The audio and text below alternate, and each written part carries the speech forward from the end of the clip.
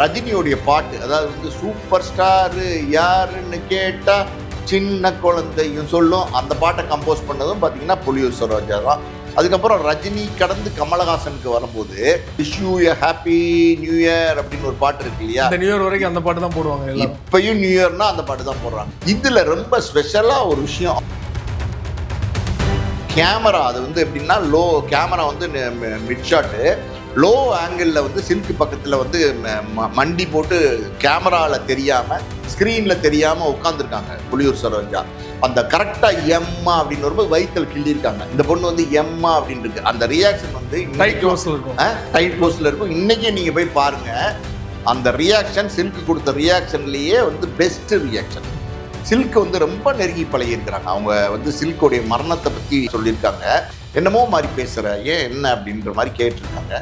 அப்போ வந்து silk Smith ஒன்றும் இல்லைக்கா, நான் வந்து அநேகமாக கடைசியாக அவங்கள பார்க்குறது இதுவாக இருக்கும்னு தோணுதுக்கா. அந்த அம்மா வந்து பார்த்தீங்கன்னா ரொம்ப ஒரு மனநோயாளி மாதிரி ஆகிட்டாங்க. கிட்டத்தட்ட எனக்கு தெரிஞ்சு ஒரு 3 வருஷமாக புலியூர் சரோஜா வந்து பையன் இறந்ததுக்கப்புறம் அவங்களால வந்து அதுலேருந்து மீண்டு வர முடியல. அவங்க கணவர் வந்து கேட்டிருக்காரு, ஜி சீனிவாசன், என்னம்மா பண்ண போகிற, இப்படியே இருக்குது அப்படின்னும் போது, எல்லாமே கொடுத்துடலாங்க, எதுக்கு, நமக்கு என்ன இருக்குது, நமக்கு இனி என்ன வாழ்க்கை இருக்குது, எதுவுமே இல்லை, விட்டுருங்க அப்படின்னு சொல்லிட்டு அந்த பள்ளிக்கூடத்தை வந்து நடத்திட்டு இருக்காங்க.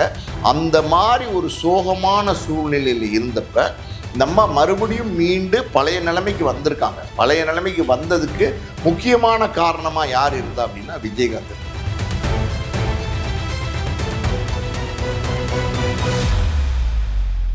மீடியா சர்க்கிள் நேயர்களுக்கு வணக்கம். இன்றைக்கு நம்மோடு நேர்களுக்கு ஆஸ்கர் மூவிஸ் தயாரிப்பாளர் பாலாஜி பிரபு அவர்கள் நம்மோடு இருந்திருக்கார். அவரோடு பேசலாம். சார் வணக்கம். வணக்கம்.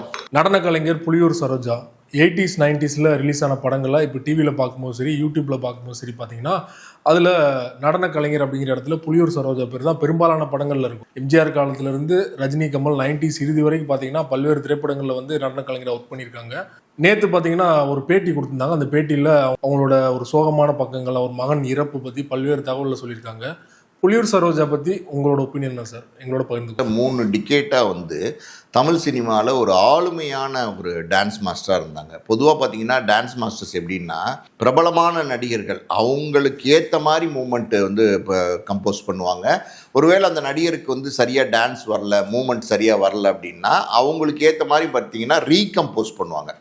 ஃப்ளெக்சிபிளாக இருப்பாங்க எல்லா டான்ஸ் மாஸ்டர்ஸும். ஏன்னா வந்து நடிகர்களுடைய தயவு இருந்தால் தான் அடுத்தடுத்த படங்கள் வரும் அப்படின்னு வந்து ரொம்ப ஃப்ளெக்சிபிளாக இருப்பாங்க. நடிகர்களோட ரொம்ப கம்ஃபர்டபுளாக இருப்பாங்க. புலியூர் சரோஜா மாஸ்டர் அப்படின்னா அவங்க வந்து ஒரு டெரராக இருந்தாங்க ஒரு காலத்தில். டான்ஸ் மாஸ்டர் புலியூர் சரோஜா அப்படின்னா எல்லா நடிகர்களுமே பயப்படுவாங்க. ஏன்னா பெண்டை நிமித்திடுவாங்க புலியூர் சரோஜா. அந்தளவுக்கு அவங்க நினைக்கிற மூமெண்ட் வந்து வரலைன்னா அந்த நடிகரை விடவே மாட்டாங்க, அந்த நடிகையை விடவே மாட்டாங்க.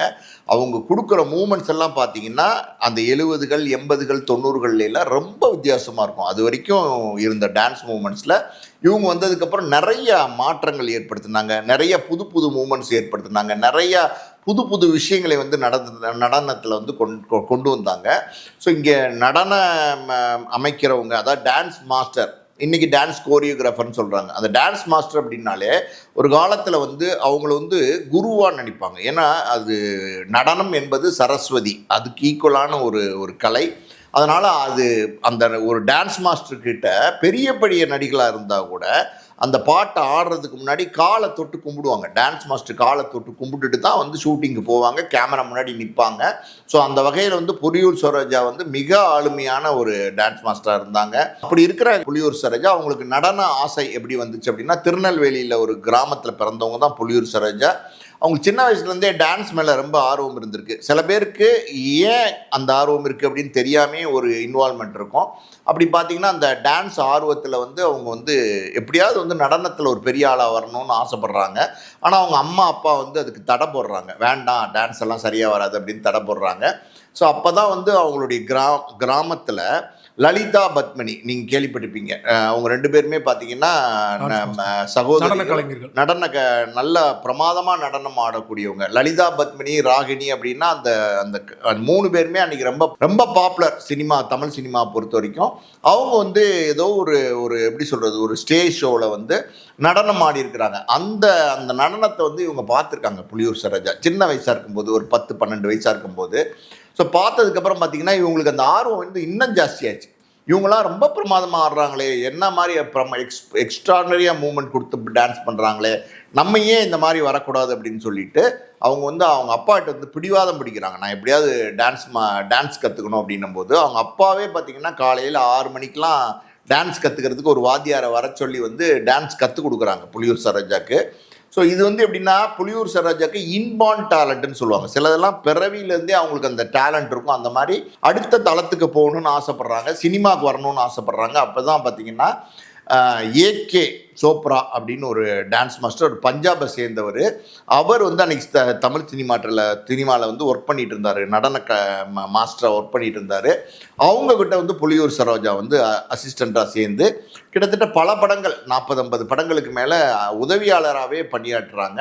அந்த உதவியாளராக பணியாற்றும் போது சினிமாவோட கிராஃப் என்னங்கிறது அவங்களுக்கு தெரிஞ்சிருது. அது இந்த எப்படி ஒரு பாட்டை எடுக்கிறாங்க, எப்படி ஒரு பாட்டை வந்து பிக்சரைஸ் பண்ணுறாங்க, எப்படி மூமெண்ட்ஸ் வந்து சொல்லி கொடுக்குறாங்க, அது எப்படி வந்து டான்ஸ் ஆடுறாங்க நடிகர்கள், இது எல்லாமே அவங்களுக்கு அத்துப்படி ஆயிடுது. இப்படி இருக்கிற சூழ்நிலையில தான் பார்த்தீங்கன்னா எம்ஜிஆரோடைய ஒரு படத்துக்கு அவர் உதவியாளராக இருக்காங்க. எம்ஜிஆர் வந்து இவங்க துருன்னு இருக்கிறத பார்த்துட்டு ரொம்ப நல்லா ஆடுறாங்கங்கிறத பார்த்துட்டு இவங்களுக்கு வந்து அந்த பாட்டு நடனம் அமைக்கிறதுக்கு வாய்ப்பு கொடுக்குறாரு. இந்த நடன கலைஞர்களை பொறுத்த வரைக்கும் பார்த்தீங்கன்னா இந்த டான்ஸ் மாஸ்டர் அசிஸ்டன்ட்ஸ்ன்னு இருப்பாங்க. இந்த டான்ஸ் மாஸ்டர் அசிஸ்டன்ட்ஸ் என்ன பண்ணுவாங்கன்னா இந்த டான்ஸ் மாஸ்டர் சொல்கிற இந்த மூமெண்ட்டை அவங்க தான் போய் அந்த பிரபலமான நடிகர்களுக்கு ஆடி காட்டுவாங்க. ஸோ அப்படி ஆடி காட்டுற வகையில் பார்த்தீங்கன்னா எம்ஜிஆர் பார்த்துட்டே இருந்திருக்காரு. இந்த பொண்ணு ரொம்ப நல்லா டான்ஸ் மூமெண்ட்ஸ் எல்லாம் சொல்லி கொடுக்குறாங்கன்னு சொல்லிட்டு அப்படி சொல்லுது. முதல் படமாக பார்த்தீங்கன்னா மாணிக்கத்தேரில் மரகத கலசம் மின்னுவது என்ன அப்படிங்கிற பாட்டை வந்து புலியூர் சரோஜா ஃபேமஸான பாட்டு, ரொம்ப ஒரு வித்தியாசமான ஒரு கம்போசிஷன் அந்த பாட்டுக்கு அவங்க பண்ணுறாங்க. அந்த பாட்டு அவங்களுக்கு பெரிய பேரை தேடி தெரியுது. அதுக்கப்புறம் பார்த்தீங்கன்னா ஆடலுடன் பாடலை கேட்டு ரசிப்பது என்ன சுகம் சுகம் சுகம் அப்படிங்கிற பாட்டு கொடுக்குறாரு. அப்புறம் எம்ஜிஆரோடைய படங்களில் பல படங்களுக்கு வந்து புலியூர் சரோஜாவுக்கு வாய்ப்பு தராரு. எம்ஜிஆரோட ரொம்ப பெட்டாயிடுறாங்க. புலியூர் சரோஜா பெட்டாயிடுறாங்கன்னா எம்ஜிஆருக்கு பிடிச்ச மாதிரி வந்து டான்ஸ் மூவ்மெண்ட் சொல்லி கொடுக்கறதுனால எம்ஜிஆர் வந்து நிறைய படங்களுக்கு புலியூர் சரோஜாவுக்கு வாய்ப்பு கொடுக்குறாரு. எம்ஜிஆர் வந்து புலியூர் சரோஜா வந்து தோழர்னு தான் கூப்பிடுவார். தோழர் இங்கே வாங்க, இது இந்த இந்த இந்த மூமெண்ட் சொல்லிக் கொடுங்க, இந்த மூமெண்ட் எப்படி பண்ணுறது, இதெல்லாமே எம்ஜிஆர் கேட்டு தெரிஞ்சுப்பார். எம்ஜிஆர் வந்து எப்படின்னா கற்பூரம், அதாவது வந்து உடனே இப்போ வந்து ஒரு விஷயத்தை சொல்லி கொடுத்தா அப்போ பிரமாதமாக பண்ணுவார். ஒரு எம்ஜிஆருடைய பல படங்கள் வந்து பார்த்திங்கன்னா கமர்ஷியல் பாடல்கள் நிறையா இருக்கும். சிவாஜி படங்கள் ஒரு பக்கம் அது வேறு மாதிரி இருக்கும். ஆனால் எம்ஜிஆரோட படங்கள் வந்து கமர்ஷியலான பாடல்களாக இருந்ததுனால புலியூர் சரோஜா வந்து அடுத்த தளத்துக்கு கொண்டு போச்சு. அடுத்தடுத்து பல நடிகர்களோட ஒர்க் பண்ணுறாங்க. அன்னைக்கு இருந்த பிரபலமான பலரோட ஒர்க் பண்ணாங்க. ஜெயலலிதா அம்மையாரோட ஒர்க் பண்ணுறாங்க, லதாவோட ஒர்க் பண்ணுறாங்க, மஞ்சுளாவோட ஒர்க் பண்ணுறாங்க. அன்னைக்கு இருந்த வந்து எப்படி சொல்கிறது ஜெமினி கணேசன்லேருந்து ஜெய்சங்கர்லேருந்து அன்னைக்கு இருந்த பெரிய நடிகர்களோட எல்லாம் ஒர்க் பண்ணுறாங்க, டான்ஸ் சொல்லி கொடுக்குறாங்க. அப்புறம் 80களுக்கு அப்புறம் பார்த்தீங்கன்னா கமலஹாசன், ரஜினிகாந்த் அவங்களுடைய வருகை உள்ளே வந்துடுது. 80க்கு அப்புறம் பார்த்தீங்கன்னா ரஜினிகாந்த் ஒரு ஆளுமையாக வர ஆரம்பிச்சிடறாரு. ரஜினிகாந்தினுடைய பல படங்களுக்கு வந்து புலியூர் சரோஜா வந்து டான்ஸ் மூவ்மெண்ட் பண்ணியிருக்காங்க. ஒரு பாட்டில் புலியூர் சரோஜா வந்து ரஜினியோட ஆடி இருப்பாங்க. அதாவது மாமனுக்கு மயிலாப்பூரு தான், இந்த மாமிக்கு இந்த சித்திர கோலம் தான். அந்த பாட்டில் பார்த்தீங்கன்னா ஒரு மாமியாக வந்து புலியூர் சரோஜா வந்து மடிசார்லாம் கட்டி டான்ஸ் ஆடிருப்பாங்க. ரஜினிக்கு அந்த மூமெண்ட்ஸ் எல்லாம் சொல்லி கொடுத்து ரஜினி ஆட வைக்கிறதெல்லாம் ரொம்ப கஷ்டம். இப்போதான் டான்ஸ் மாஸ்டர்ல எல்லா படத்துலையுமே ஆடுறாங்க, அஜித் படத்தில், விஜய் படத்தில். அது மாதிரி அந்த காலகட்டத்திலேயும் ஆடி இருக்காங்க. நம்ம அந்த காலத்திலே ஆடி இருக்கிறாங்கன்னா அவங்க அந்த காட்சிக்கு தேவை ஒரு மடிசார் கட்டின மாமி மாதிரி ஒரு கேரக்டர். ஆனால் டான்ஸும் பிரமாதமாக பண்ணணும் அப்படின்னும் போது அந்த பாட்டில் வந்து ரஜினியோடு சேர்ந்து ஆடிருக்காங்க. ரஜினி அப்படின்னு சொன்னீங்கன்னா ரஜினிக்கு வந்து அவ்வளவு பிரமாதமாக டான்ஸ் வந்து ஆரம்ப காலத்தில் வராது. இப்போ கூட பார்த்தீங்கன்னா ரஜினி வந்து அப்படி எப்படி சொல்கிறது அப்படி ஸ்டைலே வந்து கடந்து போயிடுவார் டான்ஸ் மூமெண்ட்ஸ் எல்லாம். அந்த மாதிரி வந்து இருக்கிற சூழ்நிலையில் ரஜினிகாந்துக்கு கிட்ட டான்ஸ் மூமெண்ட்ஸ் வந்து எக்ஸ்ப்ளாய்ட் பண்ணி வாங்கினாங்க. அதாவது அவங்களுக்கு என்ன தேவையோ அந்த டான்ஸ் மூமெண்ட்ஸ் வந்து ரஜினிகாந்த் வாங்கினாங்க. அது வந்து ரஜினிகாந்துக்கு ஒரு பெரிய பேரை கொடுத்துச்சு. ரஜினிகாந்தெல்லாம் பார்த்தீங்கன்னா புலியூர் சரோஜா வந்து அக்கான்னு தான் கூப்பிடுவாங்க. பல பேர் வந்து புலியூர் சரோஜாவை அக்கான்னு தான் கூப்பிடுவாங்க. பல பேர் அவங்களுடைய நெருங்கிய எப்படி சொல்கிறது பர்சனலான விஷயங்களை கூட வந்து புலியூர் சரோஜாட்ட வந்து சொல்லுவாங்க. காரணம் என்ன அப்படின்னா புலியூர் சரோஜா வந்து ஒரு டான்ஸ் மாஸ்டராக ஸ்ட்ரிக்டாக இருப்பாங்க, தொழிலில் ஸ்ட்ரிக்டாக இருப்பாங்க. அவங்க நினைக்கிற மாதிரி மூமெண்ட்ஸ் வரணும் அப்படிங்கிறதுக்காண்டி மெனக்கெடுவாங்க, எல்லாம் பண்ணுவாங்க. ஆனால் அது அந்த பாட்டு முடிஞ்சிருச்சு அப்படின்னா ஒரு எப்படி சொல்கிறது கூட ஒரு நல்ல ஃப்ரெண்டாக ஒரு சகோதரியாக அந்த மாதிரி வந்து எல்லாரோடையும் அவங்க சமைச்சு கொண்டு வர சாப்பாடை கொடுக்குறது, அவங்க கொடுக்குற சாப்பாடை வாங்கி சாப்பிட்றது, கலகலன்னு இருக்கிற ஒரு கேரக்டர் சார். புலியூர் சரோஜா பற்றி நான் கேள்விப்பட்டது என்னென்னா ரொம்ப ஜாலியான ரொம்ப ஜோவியலான ஒரு ஒரு கேரக்டர் தான் புலியூர் சரோஜா. ரஜினியோடைய பாட்டு, அதாவது வந்து சூப்பர் ஸ்டாரு யாருன்னு கேட்டா சின்ன குழந்தையும் சொல்லும், அந்த பாட்டை கம்போஸ் பண்ணதும் பார்த்தீங்கன்னா புலியூர் சரோஜா தான். அதுக்கப்புறம் ரஜினி கடந்து கமலஹாசனுக்கு வரும்போது, கமலஹாசன் வந்து பேசிக்கலி டான்ஸர். தங்கப்பண்ண ஒரு டான்ஸ் மாஸ்டர்கிட்ட அவர் வந்து கமலஹாசன் வந்து உதவியாளராக பணியாற்றிருக்கிறாரு. அதனால் வந்து டான்ஸ் மூமெண்ட் அப்படின்னா கமலஹாசன் வந்து சொல்லி கொடுக்கறதுக்கு மேலே பல மடங்கு வந்து பிரமாதமாக பண்ணிடுவார். அதனால் கமலஹாசன்கிட்ட வேலை வாங்கும்போது இவங்களுக்கு பெரிய பிரச்சனை எதுவும் இருந்தது இல்லை. கமலஹாசன் நடித்து இவங்க இப்போ கம்போஸ் பண்ண ஒரு பாட்டு ரொம்ப முக்கியமான பாட்டு. அது என்ன பாட்டு அப்படின்னா, இந்த எப்படி சொல்றது, ஏதோ wish you a happy new year அப்படின்னு ஒரு பாட்டு இருக்கு இல்லையா? இந்த நியூ இயர் வரைக்கும் அந்த பாட்டு தான் போடுவாங்க எல்லாரும். இப்பயும் நியூ இயர்னா அந்த பாட்டு தான் போடுறாங்க. கிட்டத்தட்ட எனக்கு தெரிஞ்ச அந்த பாட்டு வந்து ஒரு 45 வருஷம் இருக்கும்னு நினைக்கிறேன். ஆனா இன்னைக்கும் ஒரு ஹாப்பி நியூ இயர் அப்படின்னு ஒரு சிச்சுவேஷன், நியூ இயர் அப்படின்னா இன்னைக்கு வந்து ஹோட்டல்ஸ்ல, பப்ல, பார்ல, இந்த எங்கேயாவது கூட்டம் கூடுற இடத்துல அந்த நியூ இயர் அன்னைக்கு நைட்டு பார்த்தீங்கன்னா இந்த பாட்டு தான் போடுவாங்க. நான் சின்ன பிள்ளையெல்லாம் இருக்கும்போது பார்த்தீங்கன்னா என்டர்டைன்மெண்ட் அப்படின்னா டிவி தான். டிவி தூர்தர்ஷன் மட்டும்தான் இருக்கும், பிளாக் அண்ட் ஒயிட்டில் தான் இருக்கும். டைனோரா டிவி, சாலிடர் டிவிலாம் அப்போ இருக்கும். அந்த டிவியில் 12:01 ஆனோன்னு பார்த்தீங்கன்னா இந்த பாட்டு போடுவாங்க, wish you happy new year அப்படின்னு போடுவாங்க. அது வந்து அப்போ இருந்து இப்போ வரைக்கும் கேட்டுக்கிட்டே இருக்கேன். அந்த பாட்டு அவ்வளோ பிரபலம். அதை வந்து புலியூர் சரோஜா தான் கம்போஸ் பண்ணியிருந்தாங்க. அது அந்த இங்கே பாருங்களேன், இந்த டான்ஸ் ஆடுறது ஒரு ஆட்டம் பாட்டம் கொண்டாட்டம் அப்படின்னு கடந்து போகாமல் அன்னைக்கே வந்து பைக்கில் வர மாதிரி, பைக்கு பின்னாடி ஒரு பொண்ணு வந்து கை காட்டிட்டு வர மாதிரி, ஸ்கேட்டிங்கில் வர மாதிரி, இதெல்லாம் வந்து வித்தியாசமாக யோசித்து கற்பனை வளம்னு ஒன்று இருக்குது பார்த்தீங்களா, அது வந்து புலியூர் சரோஜா கிட்ட ரொம்ப ஜாஸ்தி. ஸோ கமலஹாசன் அது மாதிரி பல பாட்டுக்கு வந்து கமலஹாசனுக்கு வந்து அவங்க கோரியோகிராஃப் பண்ணியிருக்காங்க. அன்னைக்கு இருந்த சத்யராஜ்லேருந்து, பிரபுலேருந்து, கார்த்திக்லேருந்து எல்லா நடிகர்களுக்கும் வந்து கோரியோகிராஃப் பண்ணியிருக்கிறாங்க. இதில் ரொம்ப ஸ்பெஷலாக ஒரு விஷயம், அவங்க புலியூர் சரோஜாவே பல பேட்டிகளில் சொன்ன விஷயம் என்னென்னா, இந்த சகலகலா வல்லவன் பாட்டு இருக்குது பார்த்தீங்களா, அதில் வந்து நேத்து ராத்திரி எம்மா அந்த பாட்டு வந்து அன்னைக்கு சகலகலா வல்லவன் படம் ரிலீஸ் ஆன அந்த தேதியில் மிகப்பெரிய மாசான ஹிட்டு சார். சில்க் சுமிதா, கமலஹாசன் 2 பேரும் ஆடுவாங்க. எக்ஸ்ட்ராடனரியாக இருக்கும் அதனோட கோரியோகிராஃபி. இன்னைக்கு பார்த்தீங்கன்னா யாராலையுமே அவ்வளவு பிரமாதமாக பண்ண முடியாது. அதாவது ஒரு நளினமும் இருக்கும், அதுக்குள்ள ஒரு செக்ஸும் இருக்கும். அதே மாதிரி விரசம் இல்லாமல் அந்த பாட்டை பாடியிருப்பாங்க. நேத்து ராத்திரி எம்மா அப்படின்னும் போதே பார்த்தீங்கன்னா என்ன பாட்டு இப்படி போட்டிருக்காங்களே அப்படின்னு நினச்சாங்க. ஆனால் வந்து அந்த பாட்டை வந்து அந்த பிக்சரைஸ் பண்ண விதம் வந்து ரொம்ப எக்ஸ்ட்ராடனரியாக இருக்கும். சில்க்குக்கு வந்து புலியூர் சரோஜா சொல்லியிருக்காங்க, ரியாக்ஷன்ஸ் வந்து ரொம்ப கம்மியாக வரும். அதாவது இந்த பாட்டில் ரியாக்ஷன்ஸ்லாம் கொஞ்சம் கம்மியாக தான் வரும் சில்க்குக்கு. அதனால் அப்போ சொல்லியிருக்காங்க, அந்த எம்மா அப்படிங்கிற இடத்துல பார்த்தீங்கன்னா சில்க் வந்து ரியாக்ட் பண்ணணும், ஒரு தடவை சொல்லி கொடுத்துருக்காங்க. ஆனால் வந்து சில்க் வந்து எம்மா அப்படின்ட்டு இருக்காங்க, இல்லைம்மா இப்படி இல்லைம்மா அப்படின்னு எம்மா அப்படின்ட்டு இருக்காங்க. பத்தலை அப்படின்னோன்னா இவங்க என்ன பண்ணியிருக்காங்க, சரி நீ ஆடு அப்படின்னு சொல்லிட்டு கமலஹாசன் சொன்னாராம், மாமியாரே, கமலஹாசன் மாமியாரேன்னு தான் கூப்பிட்டாரு, மாமியாரே உங்களை இந்த பொண்ணு பெண்ட் எடுத்துரும் பாருங்க, நீங்கள் எத்தனை பேரை பெண்ட் எடுத்திருக்கீங்க, இந்த பொண்ணு உங்களை இந்த பாட்டில் பெண்ட் எடுக்குதா இல்லையான்னு பாருங்கன்னு சொல்லியிருக்காரு.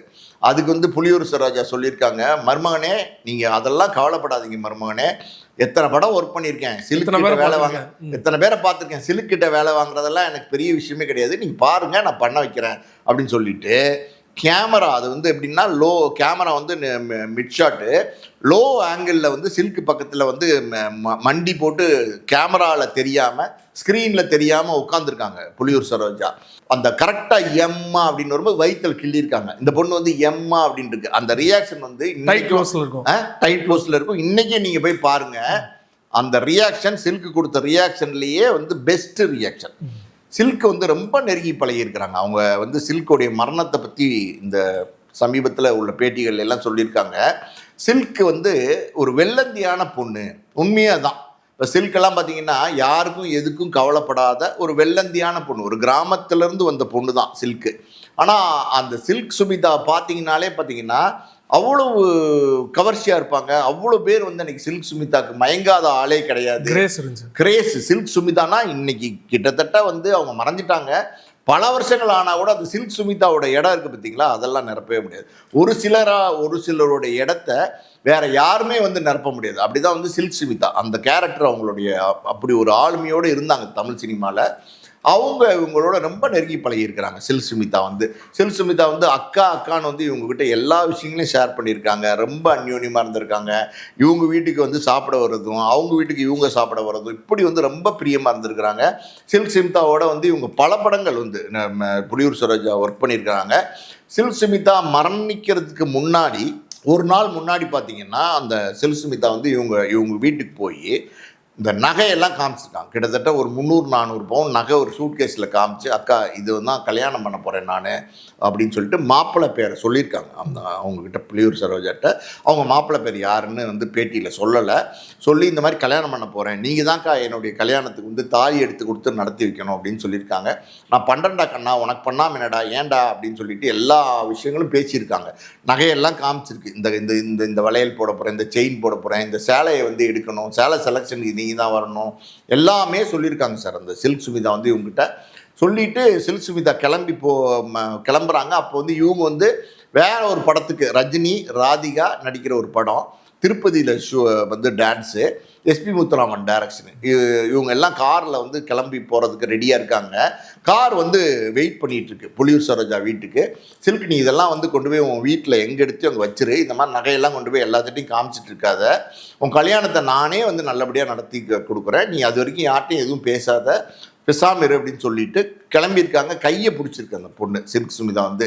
அக்கா அப்படின்னோன்னா, என்னம்மா என்ன சொல்லு அப்படின்னு இருக்காங்க. அக்கா என்ன நீங்கள் என்னை விட்டு ரொம்ப தூரத்துக்கு போகிற மாதிரி எனக்கு இருக்குக்கா அப்படின்ற மாதிரி அவங்க சொல்லியிருக்காங்க. சில்க் சுமிதா வந்து சொல்லியிருக்காங்க.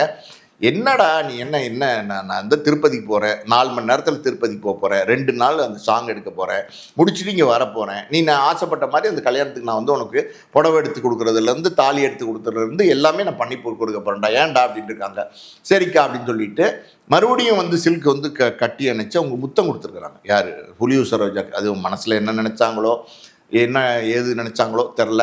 அதுக்கப்புறம் என்ன சில்க்கு சுமிதான்லாம் கூப்பிடுவாங்க போல், என்ன சுமிதா ஏன் இப்படி வந்து திடீர்னு ஒரு மாதிரி மூட் அவுட் ஆன மாதிரி, உடஞ்ச மாதிரி, என்னமோ மாதிரி பேசுகிற, ஏன் என்ன அப்படின்ற மாதிரி கேட்டிருக்காங்க.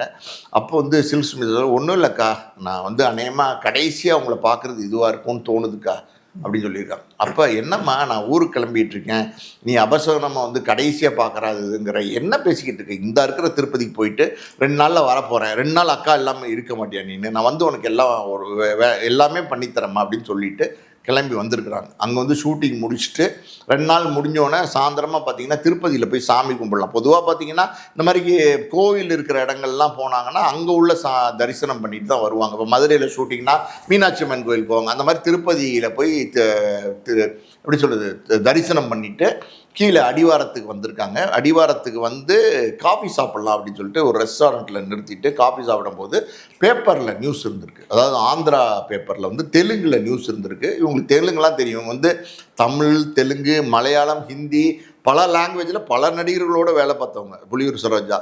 பார்த்தா சில்க் சுமிதா ஃபோட்டோ போட்டு சில்க் வந்து தற்கொலை பண்ணி இறந்துட்டாங்கன்னு போட்டுருந்தாங்க. பயங்கர ஷாக் ஆகிட்டாங்களே, என்னது இது உண்மைதானா அப்படின்னு சொல்லிட்டு பேப்பர் ஒன்று கடையில் போய் அவசரமாக வாங்கி படிச்சிருக்காங்க. இறந்து போயிட்டாங்க சில்க்குன்னு போட்டிருக்காங்க. அப்புறம் எஸ்பி முத்துராமன் அங்கே இருந்திருக்கார், ரஜினி, ராதிகா எல்லாருமே பார்த்திங்கன்னா உடனே வந்து பதறிக்கிட்டு வந்து சென்னைக்கு ஓடி வந்திருக்கிறாங்க. ஓடி வந்து சில்க் வீட்டுக்கு போயிருக்காங்க. யார், புலியூர் சரோஜாவும் எஸ்பி முத்துராமனும். அங்கே சில்க் வீட்டுக்கு போனால் 4-5 பேர் தான் இருந்திருக்கிறாங்க. யாருமே இல்லைன்னும் போது எங்கம்மா அப்படின்னு கேட்டிருக்காங்க.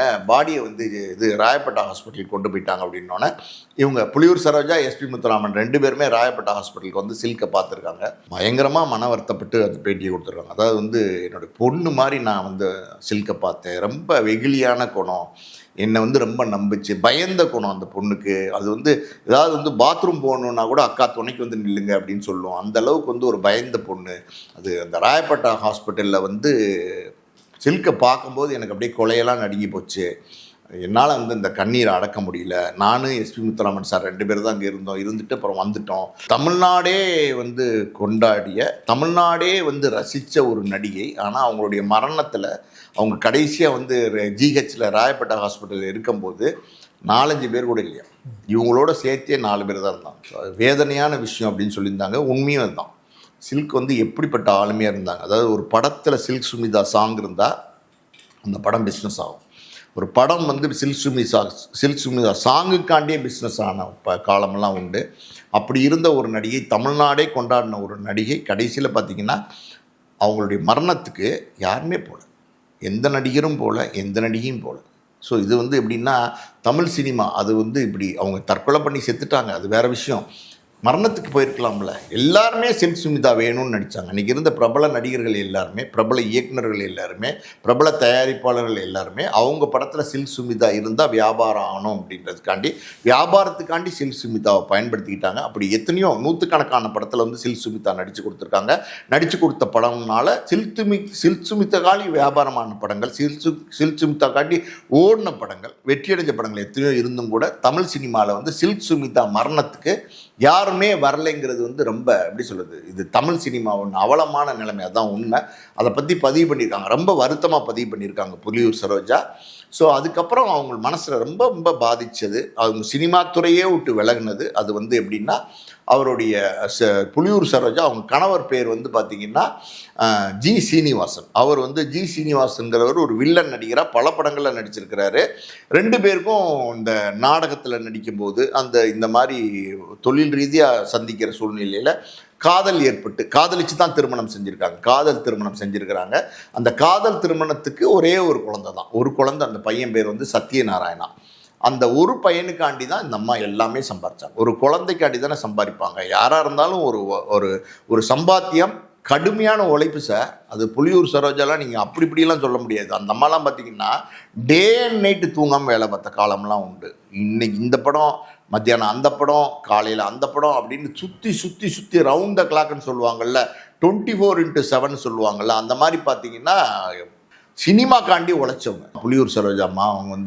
அவங்க ஒரே பையன் சத்யநாராயணன். அவருக்காண்டி பார்த்தீங்கன்னா 4-5 வீடுகள், தோட்டம், துறவு எல்லாமே அந்த பையனுக்காண்டி கட்டி வச்சுருந்துருக்காங்க.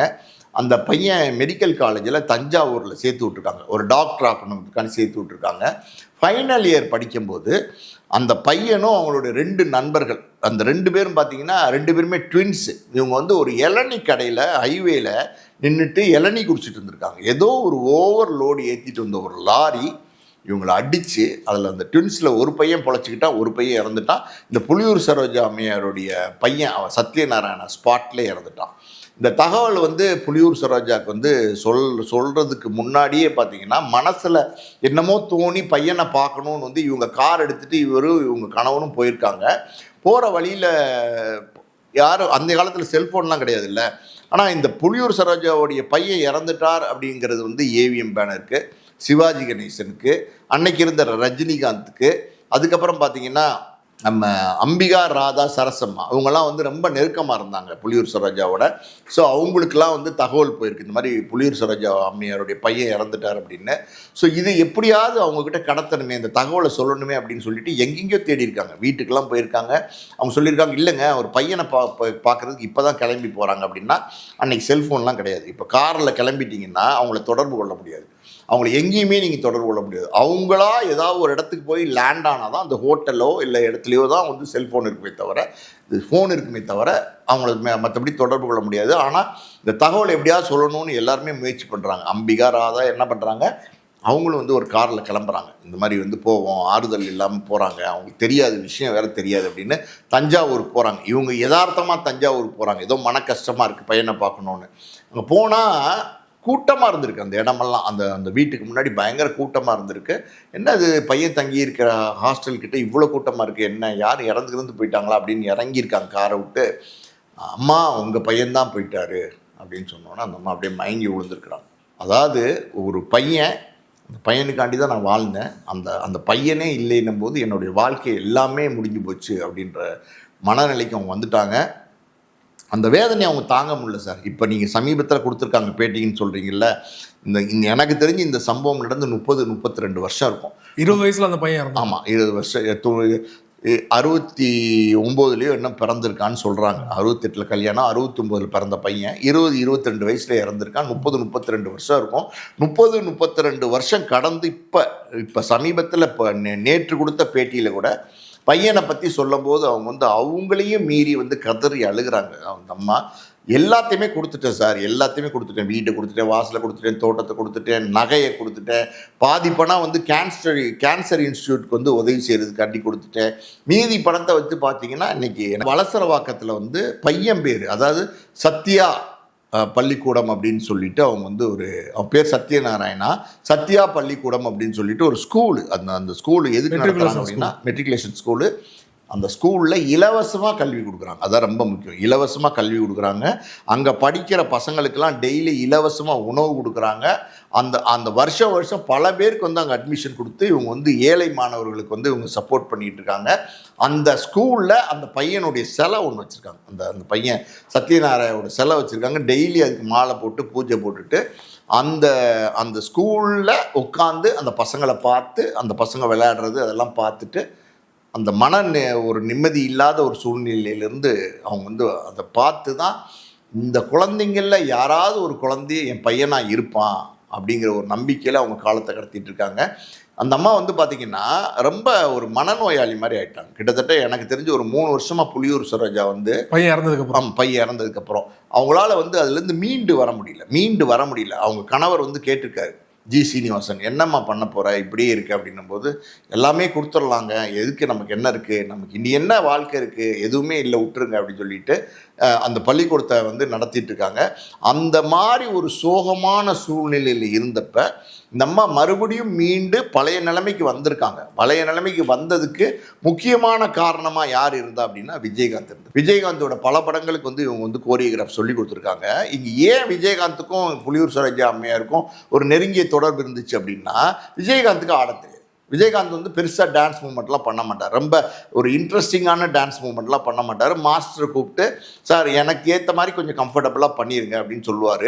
ஆனால் புலியூர் சரோஜா அம்மையார்ட்ட அப்படி சொல்ல முடியாது. புலியூர் சரோஜா அம்மையார் வந்து அவங்க விஜயகாந்த் கிட்ட என்ன மூமெண்ட் வேணுமோ அதை வந்து விஜயகாந்துக்கு சொல்லி கொடுத்து, தம்பி இப்படி பண்ணுங்க, இதை நான் கட் பண்ணி எடுத்துக்கிறேன், இந்த மூமெண்ட் கொடுங்க, இதை நான் க்ளோஸ் செல் வச்சு எடுத்துக்கிறேன், இப்படி வந்து சொல்லி கொடுத்து விஜயகாந்தோடைய பாடல்களில் வந்து டான்ஸ் விஜயகாந்த் ஆடியிருப்பாரா அப்படின்னா ஆடின பாட்டு வந்து புலியூர் சரோஜா அம்மையார் தான் காரணம்.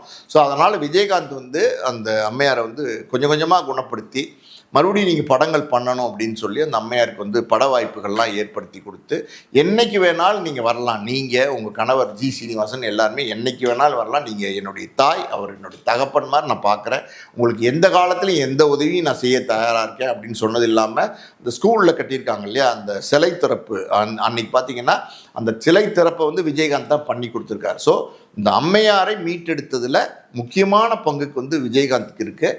அன்னைக்கு இருந்த எல்லா நடிகர்களுமே புலியூர் சரோஜாவுடைய இந்த சூழ்நிலைக்கு வருத்தப்பட்டாங்க. ரஜினியிலேருந்து, கமல்லேருந்து, பிரபுலேருந்து, கார்த்திக்லேருந்து, சத்யராஜ்லேருந்து எல்லாருமே வருத்தப்பட்டாங்க. அம்பிகா, ராதா, சரசம்மா அவங்கெல்லாம் பார்த்திங்கன்னா ரொம்ப நெருக்கமான இருந்ததுனால அவங்களுடைய வேதனைகளும் அவங்களுடைய ஆறுதல்களும் இருந்துச்சு. பட் இருந்தாலும் இன்றைக்கி அந்த அம்மா வந்து இப்படியே வந்து என்னுடைய வாழ்க்கையை இந்த பசங்களோடையே வாழ்ந்துடணும், இது ஏதாவது ஒரு பையன் என் பையன் அப்படின்ற ஒரு எண்ணத்தோடு வாழ்ந்துட்டுருக்குறாங்க. ரொம்ப நன்றி சார். புலியூர் சரோஜா அவர்கள் குறித்து யாரும் அறியாத பல தகவல்களை எங்களோட பகிர்ந்து கொண்டீங்க. மிக்க நன்றி சார். நன்றி.